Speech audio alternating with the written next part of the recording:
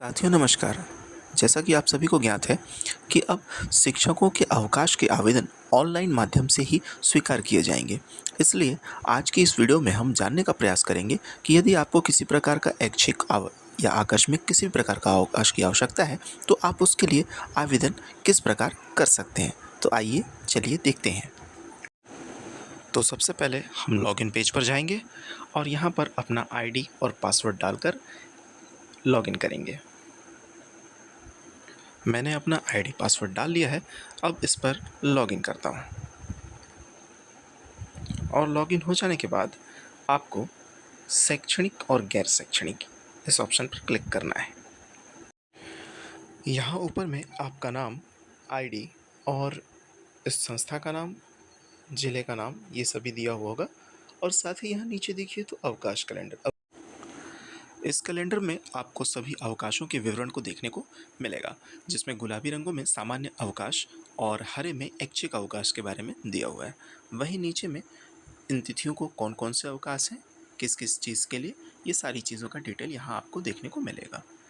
इसके बाद आपके कितने अवकाश शेष हैं और किस किस प्रकार के अवकाश शेष हैं, इन सब के बारे में पूरी जानकारी यहाँ पर एक अलग से बनाकर दी हुई है। और आपने अब तक जो भी आवेदन किए हैं उनकी स्थिति, लंबित अवकाश आवेदन आदि के बारे में पूरी जानकारी यहाँ पर आपके पास उपलब्ध है। तो अब हम देखेंगे कि आकस्मिक अवकाश के लिए आप आवेदन किस प्रकार करेंगे। तो उसके लिए आपको सबसे पहले इसी पेज पर ऊपर में जो ये 3 लाइन दी हुई है, यहाँ पर टच करना है। जैसे ही आप टच करेंगे तो आपको दूसरे नंबर पे ही अवकाश आवेदन करें ये ऑप्शन देखने को मिल जाएगा। आप जैसे ही यहाँ पर जाते हैं तो यहाँ पर कुछ आपको पॉपअप मैसेज के तहत यहाँ पर कुछ चीज़ें बताई जाएंगी, जिन्हें आप ध्यान से पढ़ लेंगे और उसके बाद इसे ओके कर देंगे। और जैसे ही आप इसे ओके करते हैं, इस पेज पर आएंगे, आपको कुछ जानकारियाँ यहाँ पर पूछेगा और आपको वो जानकारियाँ जैसे जैसे उसने चाहिए वैसा वैसा फिल कर देना है। जैसे कि सबसे पहला ऑप्शन में है आवेदन के प्रकार। यदि आप एक प्रकार का अवकाश लेना चाहते हैं, आप एक प्रकार का डालेंगे और एक से अधिक प्रकार का लेना चाहते हैं तो आपको ये दूसरा ऑप्शन एक से अधिक प्रकार का चुनना होगा। क्योंकि हम आकस्मिक अवकाश लेने वाले हैं जो कि एक प्रकार का अवकाश है, इसलिए हम एक प्रकार के अवकाश में आएंगे। फिर उसके बाद आपसे दूसरे नंबर पर ये पूछता है कि आप किस कारण से अवकाश लेना चाहते हैं। जैसे मुझे आवश्यक घर पर कोई आवश्यक कार्य है उसके संबंध में, तो मैं उसमें वो चीज़ डाल दूंगा। यदि आपकी तबीयत खराब है, आपका स्वास्थ्य ठीक नहीं है, तो आप वो चीज़ भी डाल सकते हैं। तो इस प्रकार मैंने वो कर लिया। और अवकाश का प्रकार, उसके नीचे ठीक नीचे अवकाश का प्रकार दिया हुआ है, जिसके लिए चयन करने का ऑप्शन है। आप किस प्रकार का अवकाश इस चीज़ के लिए लेना चाहते हैं।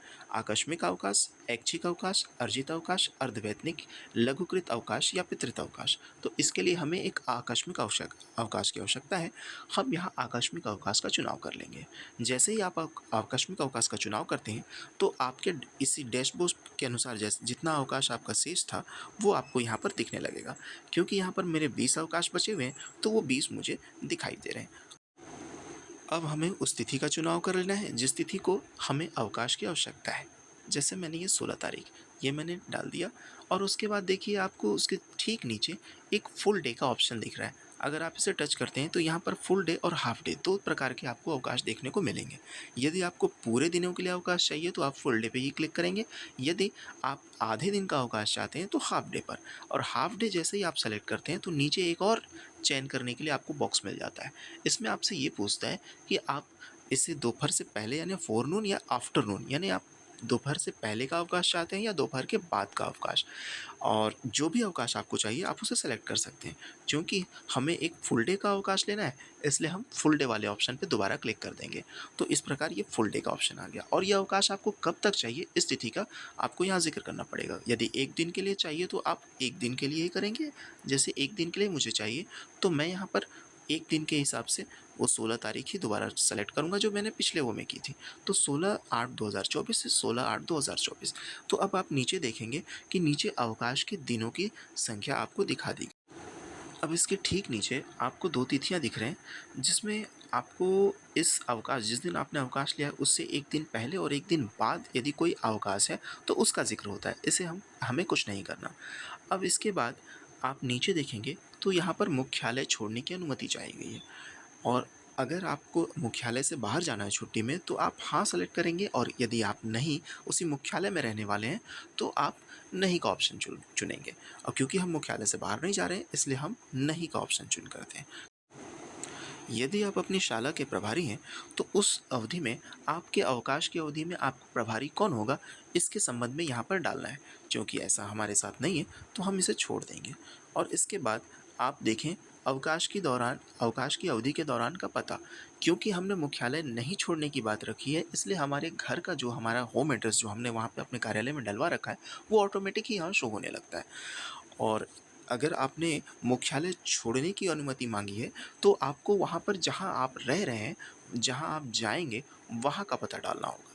जैसे कि मैं यहाँ पर हाँ का ऑप्शन क्लिक करता हूँ तो आपको देखिए यहाँ पर अवकाश की अवधि के दौरान का पता लिखने को कहा गया। तो यहाँ आप जहाँ जाने वाले हैं, जहाँ आप रहने वाले हैं अवकाश के दौरान, उसका पता इस बॉक्स में डालेंगे। फ़िलहाल हम इसे नहीं कर देते हैं और हमारा होम एड्रेस वहाँ पर आ गया। इसके ठीक नीचे अवकाश संबंधी फ़ाइल।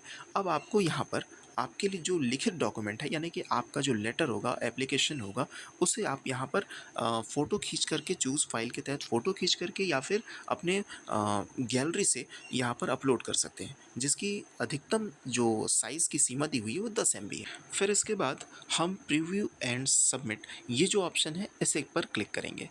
तो यहाँ पर क्लिक करते हैं। जैसे ही आप यहाँ पर क्लिक करते हैं तो आपके पास पूरा डिटेल, आपके अवकाश के संबंध में सारा डिटेल यहाँ पर आ जाए। अगर आपको लगता है कि ये जो सारी जानकारियाँ हैं वो सही है मेरे अवकाश के लिए, तो आप इसे फाइनल सबमिट करेंगे, वरना आप इसे एडिट भी कर सकते हैं। यहाँ दोनों ऑप्शन दिए हुए हैं।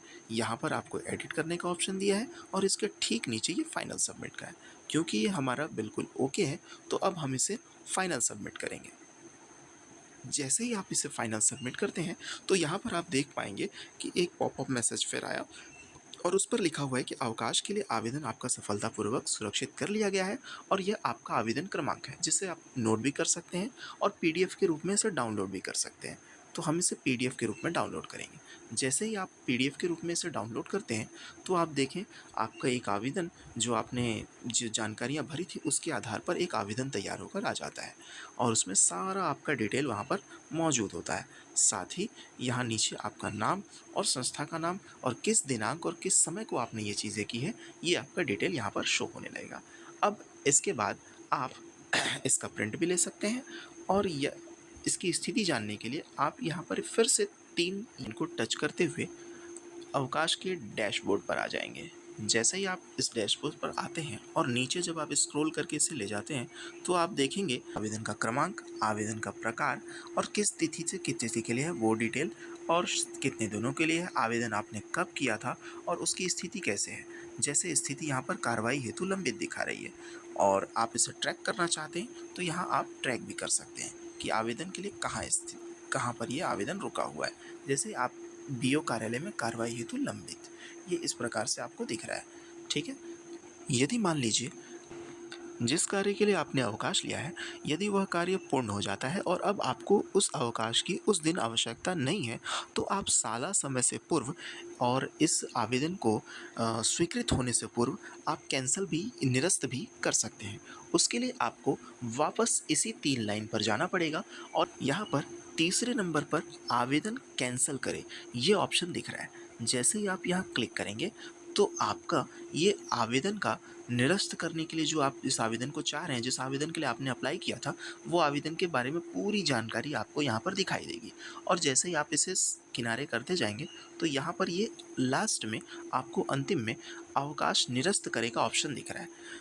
अब क्योंकि हमारा कार्य पूर्ण हो चुका है, इस अवकाश की हमें आवश्यकता नहीं है, तो हम इस स्थिति में इस अवकाश को यहाँ से कैंसिल भी कर सकते हैं। यदि आपको अवकाश चाहिए तो आप इसे कुछ नहीं करेंगे और अगर आपको ये अवकाश की आवश्यकता नहीं है तो आप यहाँ पर इसे कैंसिल कर सकते हैं।